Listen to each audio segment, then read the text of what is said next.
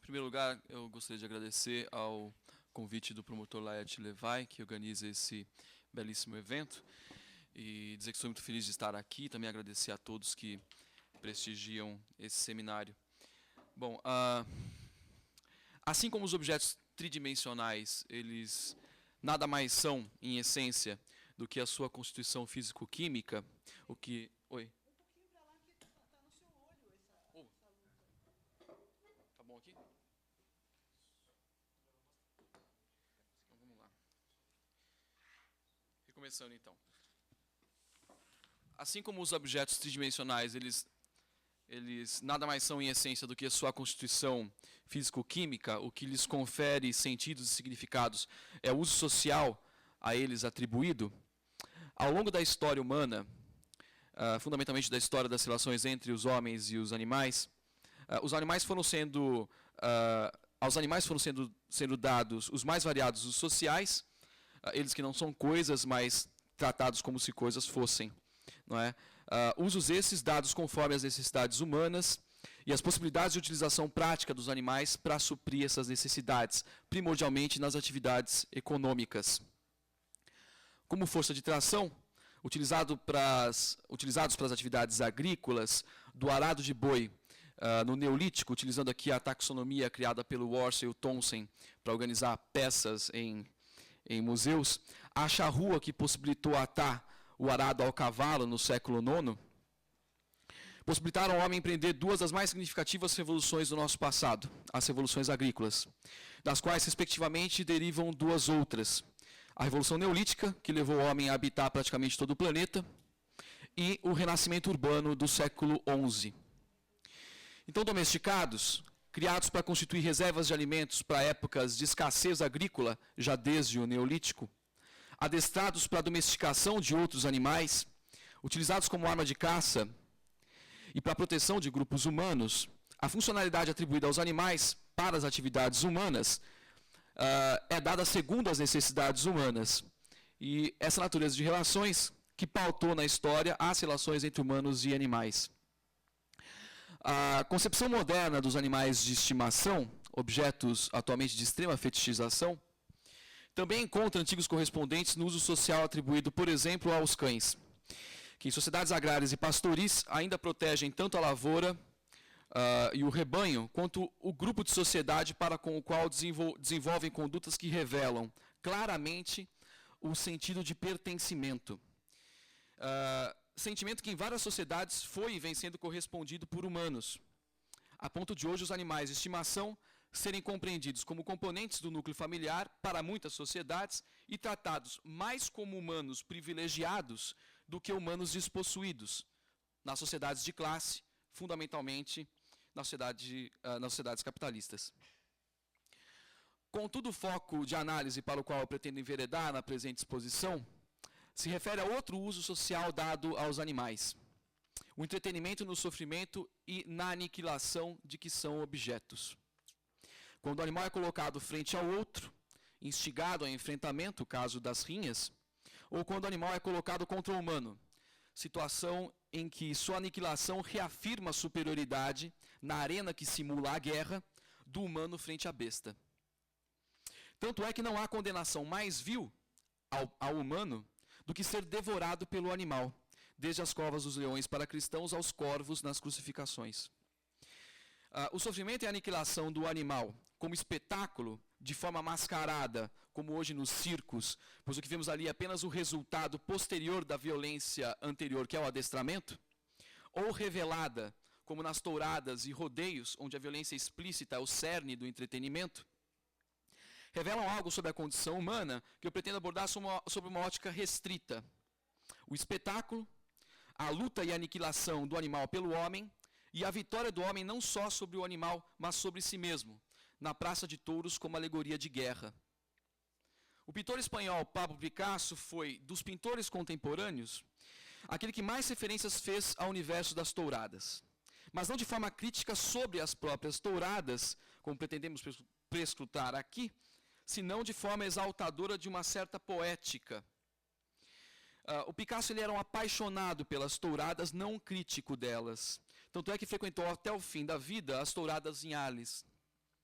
Mas quando fez referências às touradas para empreender uma violência crítica à guerra, no painel Guernica, pintado em 1937, que nós podemos vislumbrar aqui, nos deu subsídios para conectar a violência e a irracionalidade do enfrentamento, para o qual não há poesia, senão aquela que lamente pelo potencial destrutivo humano de desumanizar o outro. A Praça de Touros é tema para Picasso desde a sua mais tenra infância, na qual assistia das encostas da cidade de Málaga, na Espanha, não é, às touradas gratuitamente, não é, sem precisar adquirir os bilhetes para isso. As touradas que levariam-no aos 8 anos de idade a pintar em óleo sobre madeira o toureiro. Importante verificar, na tentativa de escapar aos anacronismos, que a Praça de Touros ela está inserida secularmente em um sistema cultural complexo como centro do entretenimento popular e como tradição é apreendida por uma dimensão da compreensão humana que é notadamente irracional, tendo pouco ou nenhuma penetração, não só no período de vida de Picasso, para aqueles imersos naquele repertório cultural, argumentos de cunho racional, que apelem para a consciência sobre o sofrimento afligido ao touro. Tanto é que o painel Guernica, que aqui analisaremos de uma forma um tanto quanto superficial, foi pintado inicialmente em homenagem a um toureiro amigo de Picasso, de nome Joselito, morto durante uma tourada. Após o bombardeio, seguido ao golpe militar liderado pelo general Francisco Franco contra o governo de Frente Popular de centro-esquerda da República Espanhola, representando aí a brutalidade e a desumanidade do fascismo, do tradicionalismo e do clericalismo, é que o painel foi terminado, como uma resposta crítica do Picasso e como ato de militância republicana, que ganhariam visibilidade no pavilhão espanhol da Exposição Internacional de Paris de 1937, devendo ser compreendido a partir daí como um ato político tal qual o conjunto de sua obra, segundo a própria orientação de Picasso, que nos diz: não, a pintura não está feita para decorar os cômodos, é um instrumento de guerra ofensivo e defensivo contra o inimigo. Representa, conforme sabemos, o bombardeio sofrido pela pequena cidade de Guernica, na Espanha, em 26 de abril de 1937, pela Luftwaffe, a então recém-constituída arma aérea alemã, que apoiava o ditador Francisco Franco na Guerra Civil Espanhola. O recurso ao monocromatismo, no limite ao uso do preto e do branco, que destoa da produção do Picasso no período, revela, em alguma medida, o seu próprio repúdio ao bombardeio. Não há cores, então, para onde só há tristeza e desesperança nesses termos.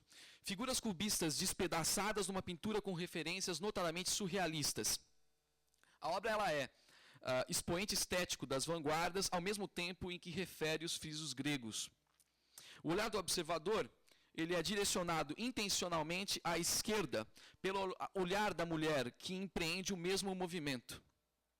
E é à esquerda, no ponto de tensão da obra, que nós encontramos a catástrofe da guerra. A bomba, o braço decepado que carrega o lampião aceso, os prédios destruídos, o cavalo mutilado que se contorce e agoniza, cavalo que levaria o matador à Praça de Touros, e ao invés do crânio, que guardaria os significados da efemeridade da vida e da aproximação inexorável da morte, na tradição de natureza morta conhecida como vanitas, jaz a cabeça do Minotauro, figura mitológica de caráter antropomórfico, que deve ser vencida em prova, morto por Teseu ou capturado por Hércules como o touro de Creta, segundo a mitologia grega. Na prova da guerra, não foi vencido, foi massacrado. E nisso não há glória nem flores, como são reservadas, por exemplo, ao toureiro, ao matador. Porque na tragédia grega, o homem é vencido. Em Guernica, ele havia sido aniquilado. Em pinturas datadas do pós-guerra, em porcelana, por exemplo... Desculpem-me. Em pinturas datadas do pós-guerra, em porcelana...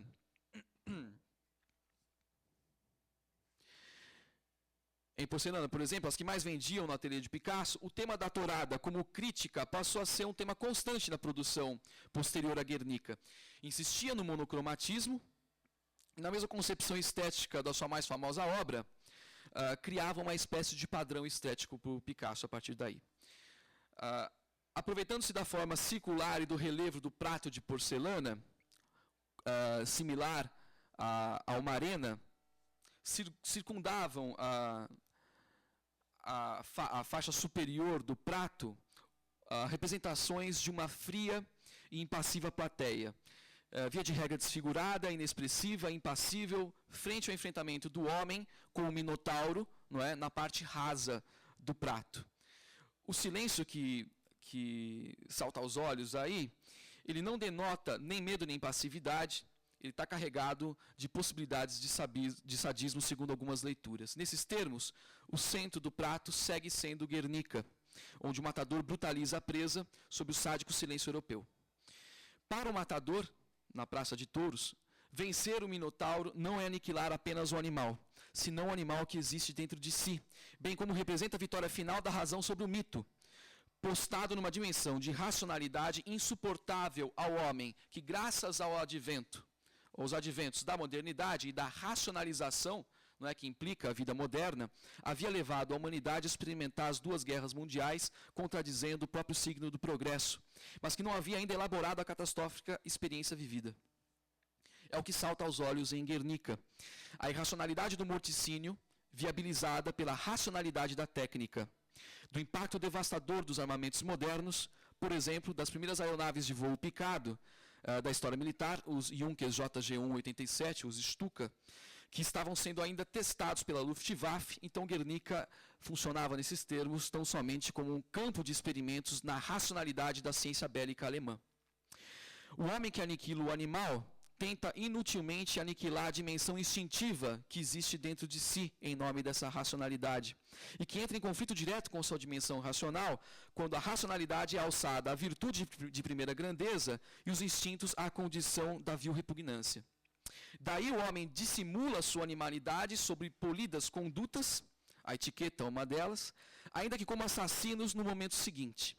Oblitera seu próprio odor natural, adotando o antinatural odor industrializado. Tenta dobrar os seus desejos frente à moral religiosa e tem que aniquilar as bestas que podem desavergonhadamente se entregar aos desejos, os animais, para reafirmar uma falsa convicção de superioridade pautada na ilusão da racionalidade depurada da animalidade, como se isso fosse possível, que pensam ter sido anulada pela moral e pela ciência. A psicanálise, por exemplo, percebe que o animal, dentro do homem, apesar de repreendido, rugiria ameaçadoramente, não é? Falsa convicção essa, não é, de anulação da animalidade, porque percebem Erich Fromm, Hobsbawm e o Thompson, fundamentalmente, que o século XIX, de consolidação do mundo burguês e da moral burguesa, é o século do desenvolvimento da psicanálise e não por acaso. Deriva da demanda por uma ciência que pudesse reverter o grave quadro de traumas decorrentes das inadequações entre os desejos e uma moral dominante. Os mesmos autores percebem que na mesma época, fruto do mesmo processo de consolidação do capitalismo, proliferaram os prostíbulos para aqueles que encontravam na secreticidade a possibilidade de saciar os desejos reprimidos, mas tinham que lidar com a culpa decorrente da conduta. O alcoolismo, para aqueles que prendiam fugas momentâneas na obliteração dos próprios meios sensoriais, que então distorciam uma realidade em sã consciência insuportável. Também a proliferação das igrejas protestantes para aqueles que esperavam a completude dos desejos no pós-morte, ou a garantia disso, dada a impossibilidade notável em vida.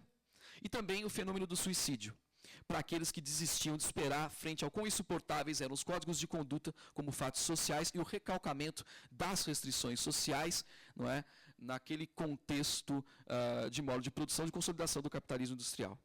Nesses termos, o homem precisava vencer o animal porque não reconhecia o próprio animal em si. A animalidade, então, denotada como irracionalidade, como desumanidade e brutalidade, que critica o Picasso em Guernica ao se referir à guerra. Mas que, repito, não critica as touradas, senão o fato de os nazistas terem nas inviabilizado durante o bombardeio.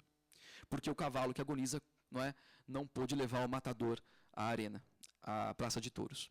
Mas a questão na obra referida de Picasso é tanto a desesperança quanto a esperança no homem como animal político, conforme definir Aristóteles. E se trata mesmo da definição de política como produto da vida social e da interação social, sendo sistemas de governo, as instituições como o Estado, dimensões constitutivas dessas relações, mas não apenas elas. A desilusão de Picasso frente ao homem totalitário do nazismo ou do franquismo é proporcional à sua esperança no próprio homem, que alimenta suas convicções primeiramente anarquistas, por influência de Pierre Manac, anarquista espanhol com quem morou em Paris a partir de 1901, quanto ao comunismo, fundamentalmente após a libertação de Paris, quando filiou-se ao Partido Comunista. A esperança no homem, mola propulsora do comunismo, na qual se agarrava Picasso em sua militância, tem que encontrar correspondências no homem que hoje olha para o animal como olha para si mesmo. E não só rompe com os tradicionalismos irracionais que se alimentam na brutalidade e no ritual de morte das touradas, assim como olha para a mega indústria dos rodeios, que movimenta por sua vez a indústria da indumentária, a indústria fonográfica, cinematográfica, canais de esporte e telenovelas e seus incontáveis anunciantes, calcando lucros no espancamento, eletrochoques e amarras presas aos sacos escrotais dos animais que pulam de dor, retirando-lhes mais do que liberdade, furtando-lhes a autoestima, porque eles são dotados disso, e aniquilando-os em espírito, restando uma carcaça habitada por um espírito dobrado pela brutalidade humana. Hoje, o homem que olha para si e se reúne para discutir e criar os direitos dos animais, que tem a finalidade de protegê-los do próprio homem, avança sobremaneira, superando a si mesmo e validando ainda a esperança no próprio homem. Muito obrigado a todos.